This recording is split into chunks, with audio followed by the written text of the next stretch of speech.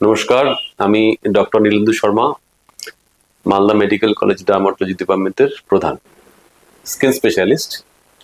আজকে মেচেতা নিয়ে কিছু আলোচনা।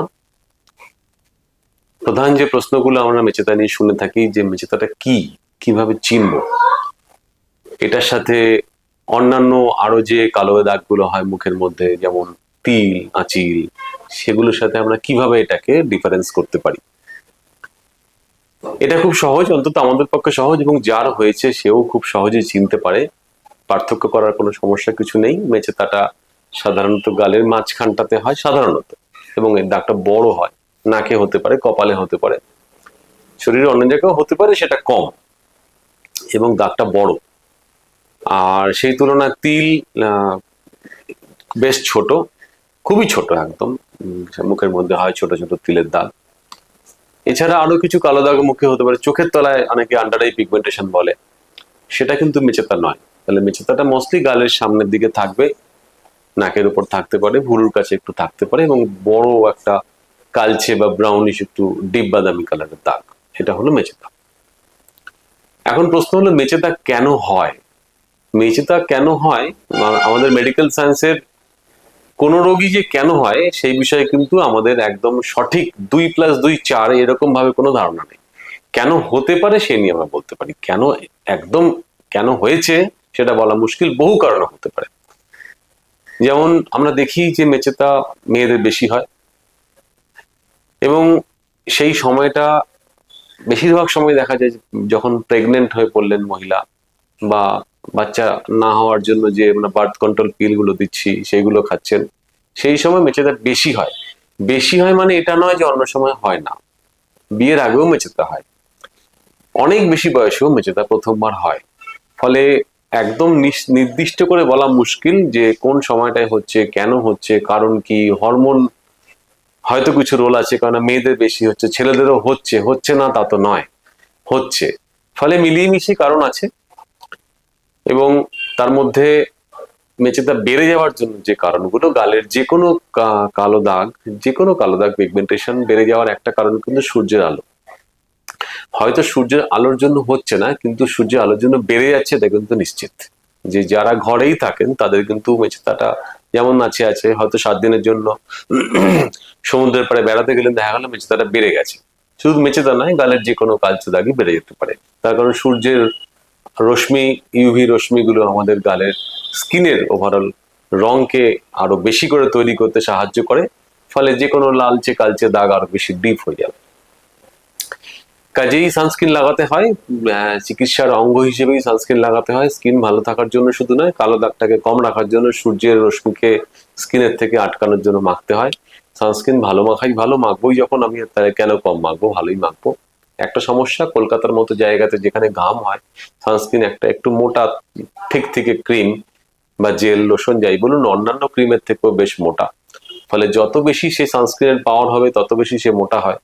ফলে অনেকে মাখতে পারেন না, মাখতে চান না, গালটা এত ঘামতে থাকে তারা মাখতে পারেন না। কিন্তু সানস্ক্রিন মাখতে পারলে উপকার, না মাখতে পারলে কিছু বলার নেই। যদি আপনার স্যুট করে যায় তাহলে মাখুন, সানস্ক্রিন মাখলে স্কিন ভালোই থাকে। ঘরের ভেতরে যেখানে সূর্যের রশ্মি একদম ঢুকছে না, সেখানে টিউবলাইটের আলো আসছে, সেখান থেকেও কিছু ইউভি রে বেরোয়, কিন্তু সেই ইউভি রের পরিমাণ খুবই কম। নিতান্ত বাধ্য না হলে আমরা ঘরের ভিতরে কাউকে সানস্ক্রিন মাখতে বলি না, মেচেদার জন্য তো বলি না। আর একটা হচ্ছে যে চিকিৎসা। চিকিৎসা এইভাবে মেচেতার চিকিৎসা কি সেটা বলা খুব মুশকিল। মেচেতার রকম ফের আছে। চিকিৎসার জন্য শুধু রোগটাই নয়, চিকিৎসার জন্য যার রোগটা হয়েছে সেই মানুষটাও ইম্পর্টেন্ট। সবার জন্য এক চিকিৎসা হয় না, সেই জন্যই প্রতিটা মানুষ আলাদা। ফলে চিকিৎসা নানা রকম হতে পারে। কোন চিকিৎসা দেয়া যাবে না সেটাও ভাবতে হবে, খালি দেবোটা জানলে হবে না, দেবো না কখন সেটাও জানতে হবে। এই এত রকম জটিল কম্বিনেশন ক্যালকুলেশন ডাক্তার সামনে থেকে করেন। জাস্ট এই চিকিৎসা মেচেদার জন্য বলা খুব মুশকিল। সেই জন্য আমরা আজকাল ফোনেও ওষুধ বলতে বারণ করি, না দেখে মানুষটাকে ওষুধ বলাটা খুব মুশকিল।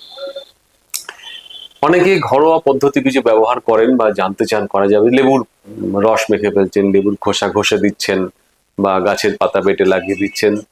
মনে রাখতে হবে, হয়তো সেই জিনিসগুলোর কিছু ঔষধের মতো গুণ রয়েছে, কিন্তু যে লেবুর রসটা আপনি মাখছেন তাতে কত পার্সেন্ট আলফা হাইড্রক্সি অ্যাসিড রয়েছে সেটা আপনি জানেন না। কোন লেবু কতটা টক আপনি খেলে বুঝতে পারেন, গালে লাগানোর আগে আপনি বুঝতে পারবেন না কতটা অ্যাসিড আছে তার মধ্যে। ফলে আপনি 3 দিন মাখলেন কিছু হলো না, 4 নম্বর দিনে গালটা জ্বালা করে ছাল উঠে গেল। সেটা হতে পারে। গাছের পাতাটা নিলেন, তার মধ্যে ঠিক কত পার্সেন্টেজ কেমিক্যাল আপনার প্রয়োজন আর কতটা আছে আপনি জানেন না। ওই কয়েকদিন মাখলেন, সমস্যা হলো না, অথবা প্রথম দিনই স্কিনটা পুরো পুড়ে গেল। কাজেই আমরা এই আনসাইন্টিফিক কাজটা করতে বারণ করি।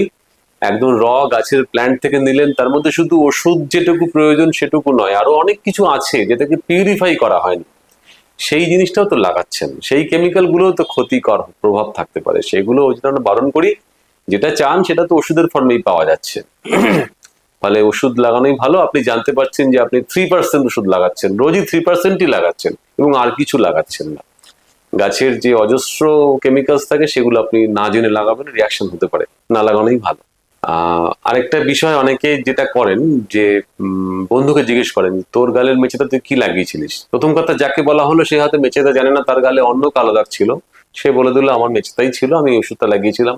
ফলে একে জিজ্ঞেস করে ওকে জিজ্ঞেস করে, যে ডাক্তার নয়, ইভেন ওষুধের দোকানদারকে জিজ্ঞেস করে কিছু ফর্সা হওয়ার ক্রিম পাওয়া যায় যেগুলো চাইলেই পাওয়া যায়, সেরকম ক্রিম মাখারও অনেকের প্রবণতা আছে।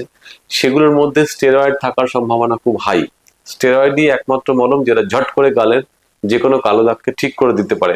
এবং বহু মানুষ, মেয়েরাই বেশি, ফর্সা হওয়ার জন্য মলম মাখেন, দিনের পর দিন স্কিনটাকে নষ্ট করে ফেলেন। এবং এগুলোর মধ্যে স্টেরয়েড থাকে, অনেক রকমের অনেক ওষুধও থাকে, এগুলো হাই পার্সেন্টেজ থাকে। কতটা মাখতে হবে আপনি জানেন না, কদিন মাখতে হবে আপনি জানেন না, মেখে যাচ্ছেন, এতে স্কিনের ক্ষতি হতে পারে। ফলে কখনোই কোনো চিকিৎসা, সে মলম দিয়ে চিকিৎসা হোক বা খাওয়ার ওষুধ দিয়ে চিকিৎসা হোক, চিকিৎসা এগুলো সবই ওষুধ, সেগুলো নিজে নিজে করতে যাবেন না। তার কারণ ক্ষতি হতে পারে, ক্ষতিটা পার্মানেন্ট হতে পারে, তখন কিন্তু সেখান থেকে আগের জায়গায় আর ঠিক নাও হতে পারে। এটা না করাই ভালো। খাবার দাবার বলতে আলাদা কোনো কোনো খাবার খেয়ে মেচেতা ভালো করা সম্ভব নয়। তবে ওভারঅল যে সমস্ত খাবার খেয়ে আমাদের স্কিন ভালো থাকে, শরীর ভালো থাকে, সেগুলো খাওয়া যায়। ফ্রেশ খাবার, বেশি তেল ঝাল মশলা না খাওয়া, বেশি কার্বোহাইড্রেট না খাওয়া, জল বেশি খাওয়া, ফল খাওয়া, ফ্রেশ ফ্রুট খাওয়া, এগুলো সব খেলে ওভারঅল আপনার শরীর এবং স্কিন ভালো থাকবে, মেচেতাও ভালো থাকবে। তবে এগুলো কোনোটাই সরাসরি মেচেতার জন্য চিকিৎসা হিসেবে আমরা বলি না, সবার খাওয়া উচিত, তাই খাওয়া উচিত।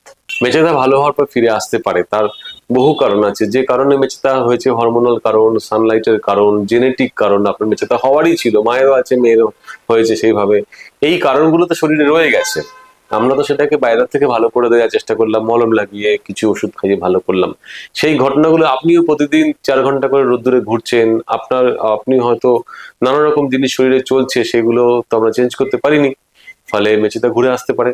ফলে ওই জন্য আমরা অনেক সময় বলি যে খালি ভালো করলেই হবে না, ভালো করার পরে কিছু মেনটেনেন্সের প্রয়োজন আছে যাতে ঘুরে না আসতে পারে। সেই জিনিসগুলো জরুরি, যে আর যাতে ঘুরে না আসে সেটার জন্য, সেটাও ডাক্তারই আপনাকে বলে দেবেন, আপনার জন্য কোনটা বেস্ট সেটা বলবেন। তবে সানস্ক্রিনটা কন্টিনিউ করাই ভালো, তাতে সূর্যের রশ্মিটা স্কিনটাকে নষ্ট করতে পারে না।